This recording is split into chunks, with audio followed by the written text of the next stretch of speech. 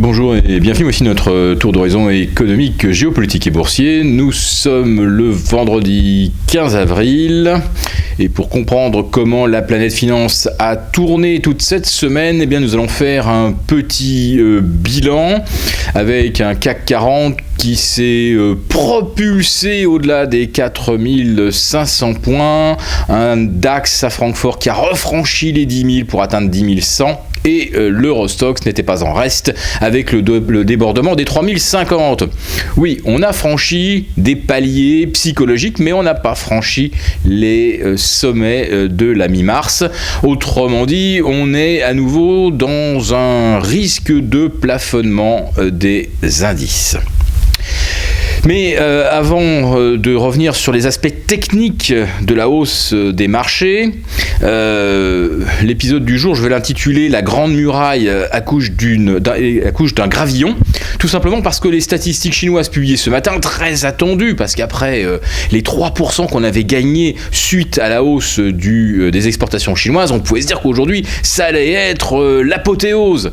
Eh bien, tout tombe complètement à plat, aussi bien la hausse de 6,7% du PIB chinois. Alors, vous retirez juste 2 pour avoir une idée un peu plus juste de la croissance, donc on va dire entre 4,5 et 4,7 pour être optimiste. Vous avez la production industrielle qui augmente de 6,8%. Alors là, ça n'a aucun rapport avec la consommation d'énergie, le trafic ferroviaire, etc. Donc c'est un chiffre complètement politique. Et puis alors celui qui nous stupéfie complètement, c'est la croissance du crédit. On est passé du simple au double de février à mars, c'est-à-dire à peu près de l'équivalent de 650 milliards de yuan, autour de 100 milliards d'euros. On est passé à 1,2 trilliard de yuan, c'est-à-dire l'équivalent de 200 milliards de dollars, autrement dit l'équivalent de 3 mois de quantitative easing quand la Fed injectait à plein régime. Oui, donc la Chine est dans une fuite en avant et perdue dans le soutien de l'économie au travers du crédit. Alors si c'est vraiment ça la transition qu'on nous promettait, eh bien c'est une transition vers toujours plus par rapport à ce qu'on a déjà fait, c'est-à-dire notamment l'essentiel du crédit est allé à l'immobilier. Alors on était déjà dans une bulle phénoménale avec un montant tout aussi phénoménal de créances pourries liées à l'immobilier, eh bien on y retourne au mois de mars, c'est reparti. Alors quand on voit ces chiffres aujourd'hui qui ne suscitent aucune réaction du CAC 40, alors qu'un chiffre invérifiable, celui de la hausse des exportations, avait provoqué une explosion de plus 3%, alors c'est pas possible qu'on ne réagisse pas aujourd'hui et qu'on ait eu ce feu d'artifice mercredi. Mon idée, je la soutiens déjà depuis 3 jours, c'est que on habille une hausse complètement orchestrée depuis mercredi, on l'habille avec des prétextes, et là ce furent donc les chiffres chinois, ça aurait pu être n'importe quoi d'autre. Et le but est évidemment de tirer les indices pour cette journée des 3 sorcières, ce vendredi. C'est là que tout se dénoue.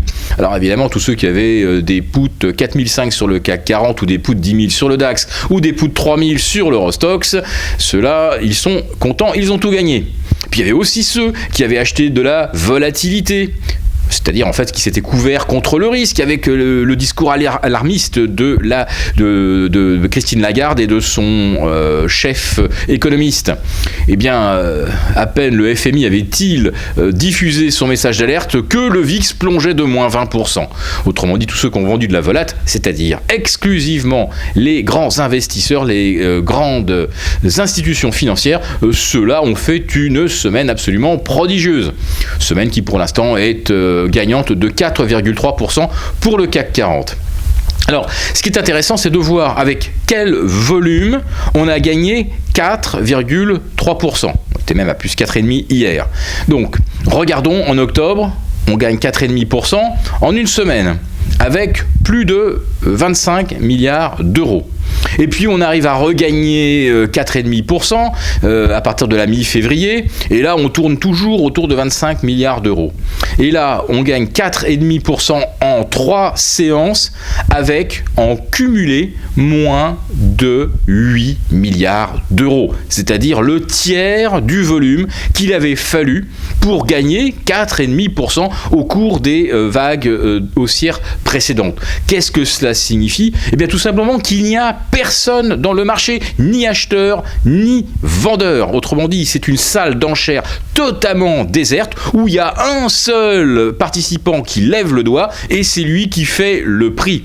Mais ce prix ne correspond à aucune réalité, ne correspond à aucun équilibre entre ce qu'un acheteur serait vraiment prêt à payer ou ce qu'un vendeur serait prêt à lâcher, jugeant que effectivement le prix de vente est attractif. Là, on a simplement un cours que l'on a décrété, tout simplement pour pouvoir gagner de l'argent sur d'autres supports sur lesquels on a certainement pris de grosses positions à terme, et je pense essentiellement donc à tous les dérivés de volatilité. Alors vous comprenez que dans un tel marché, le particulier n'a pas sa place. Ou en tout cas, s'il veut mettre le doigt dans le marché parisien, il ne faut évidemment pas qu'il prenne le risque de faire du day trading ou qu'il fasse même du swing trading. C'est les portes de saloon et le marché est ingérable parce que ça n'a aucun rapport avec l'actualité. Donc l'approche que Mathieu Lebrun, dont je vous parlais hier avant-hier, a choisi, c'est pour l'instant de s'intéresser à des valeurs qui sont totalement hors contexte, ou en tout cas hors maelstrom spéculatif. Il s'intéresse donc à des petites valeurs sur lesquelles les signaux techniques ne sont pas pollués par des stratégies totalement incompréhensibles pour les investisseurs. Voilà, donc c'est un service gratuit, vous pouvez le tester.